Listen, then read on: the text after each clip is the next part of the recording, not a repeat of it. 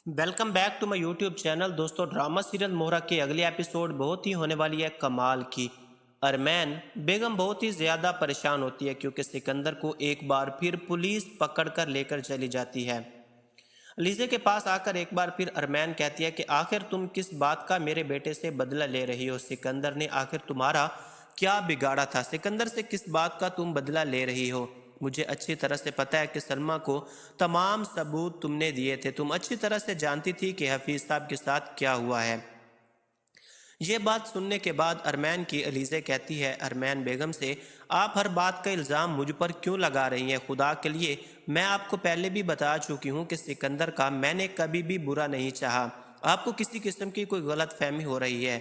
उसके जवाब में एक बार फिर अरमान कहती है कि मैं तुम्हें अच्छी तरह से जानती हूँ। तुम इस घर में सिर्फ और सिर्फ इस घर को बर्बाद करने के लिए ही आई हो, लेकिन मैं तुम्हें बता दूं कि तुम अपने मकसद में कभी भी कामयाब नहीं हो सकती।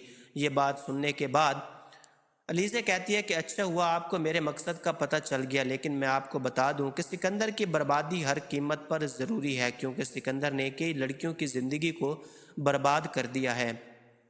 ये बात सुनने के बाद अलीज़े कहती है कि अगर मेरे बेटे के साथ कुछ भी गलत हुआ, अरमान बेगम कहती है अलीज़े से, तो मैं तुम्हें कभी भी माफ़ नहीं करूँगी। तुम अच्छी तरह से जानती हो कि मैं सिकंदर अपने बेटे के बगैर नहीं रह सकती। मैं उससे बहुत ही ज़्यादा प्यार करती हूँ और मैं तुम्हें बता रही हूँ कि सिकंदर के साथ कुछ भी गलत हुआ तो मैं तुम्हें कभी भी माफ़ नहीं करूँगी, बल्कि मैं तुम्हारा वो हाल करूँगी, तुम किसी को मुँह दिखाने के काबिल भी नहीं रहोगी।